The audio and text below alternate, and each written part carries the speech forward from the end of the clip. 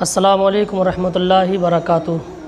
دوستو کیسے ہیں؟ الحمدللہ میں خیریت سے ہوں، آپ لوگ بھی خیریت سے ہوں گے۔ دیکھیے جانیے، جیسا آپ نے تھمبنیل پر دیکھا کہ مفتی سلمان اظہری صاحب کے بارے میں ایک بری خبر ہے،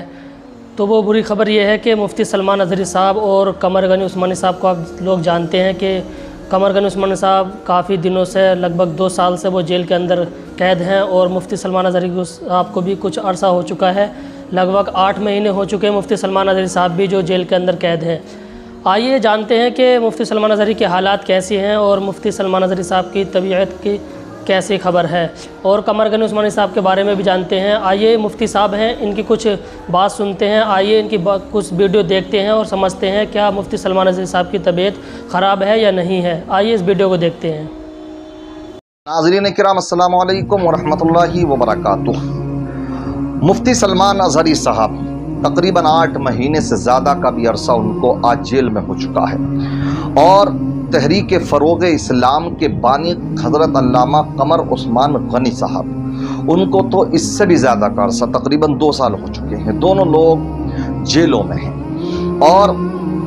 ان کی تکلیف میں کوئی بھی آسانی نہیں ہے۔ جو اس وقت کی خبر آئی ہے تحفظ ناموس رسالت کے پلیٹ فارم کے ذریعے سے، تو میں اس کا مفہوم آپ کے سامنے پیش کرنا چاہتا ہوں کہ ان کی طبیعت، دونوں بزرگوں کی طبیعت، مفتی سلمان اظہری صاحب کی بھی، علامہ قمر عثمان غنی صاحب کی بھی طبیعت خراب ہے، اور اس کے باوجود وہ سلاخوں کے پیچھے ہیں۔ کوئی کسی طریقے کی کوئی آسانی نہیں، کوئی رہائی نہیں، کسی بھی طرح سے کوئی بھی ان کو سہولت میسر نہیں کی جا رہی ہے، جبکہ ان کو سخت علاج کی ضرورت ہے، لیکن اس کے باوجود آپ دیکھ رہے ہیں کہ وہ جیلوں کے اندر ہیں، اور ایک طرف آپ یہ بھی دیکھ رہے ہیں گستاخیاں کرنے والے اسی طریقے سے برسرعام وہ گھومتے نظر آ رہے ہیں، مطالبے کیے جا رہے ہیں، لمبی لمبی ریلیاں نکالی جا رہی ہیں، اس کے باوجود ان کو ذرہ برابر سمجھ نہیں کیا جا رہا ہے یہ کیا ہے، کس طرح کا معاملہ چل رہا ہے۔ اس لیے علامہ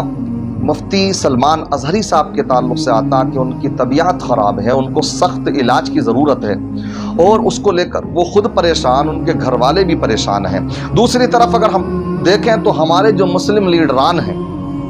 چاہے وہ سانسد ہوں، چاہے وہ ودھائک ہوں اپنے اپنے حلقوں کے، ان کی طرف سے بھی کوئی خاص تعاون نہیں ملتا نظر آ رہا ہے۔ حالانکہ اگر جتنی تعداد بھی ہے آج کی تاریخ میں مسلمان لیڈران کی، تو اگر وہ متحد ہو کر کے آواز اٹھائیں تو دیکھیے جو ایک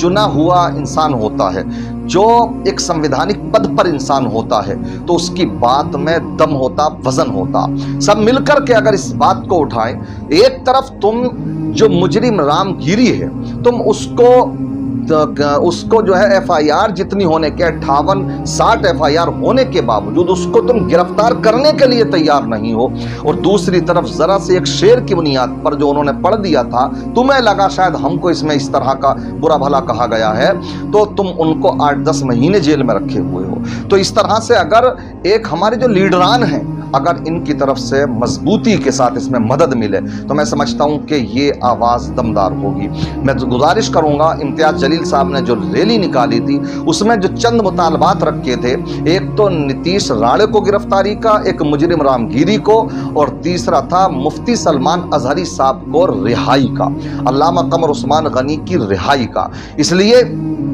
ہمیں سمجھنا ہوگا، جس طرح سے امتیاز جلیل صاحب نے یہ آواز اٹھائی ہے، تو ہمارے دیگر اگر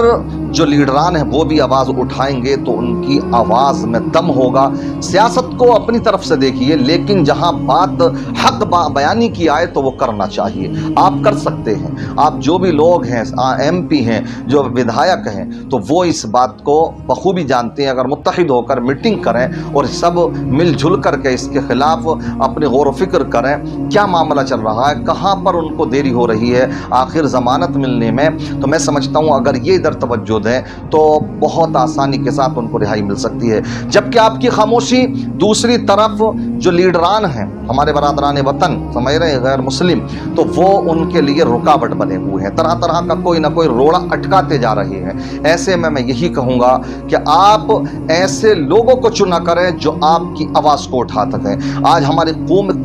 قومی لیڈر جو ہمارے رہنما ہیں دین کے، وہ جیلوں میں ہیں۔ یہ لوگ اگر اپنے منہ میں دہی جمائے بیٹھے رہیں گے تو بتائیے بتائیے کیا فائدہ ہمارا ایسے لیڈروں کو چننے سے، کیا فائدہ جو ہمارے قوم کی آواز، ہمارے خاص علماء کی آواز کو جو ایوانوں کے اندر بلند نہ کر سکے۔ اس لیے میں دعا کرتا ہوں، ہم نا امید نہیں ہیں، انشاءاللہ جب اسباب پیدا ہوں گے تو اللہ تبارک و تعالی غیب سے ایسے اسباب پیدا فرمائے گا کہ انشاءاللہ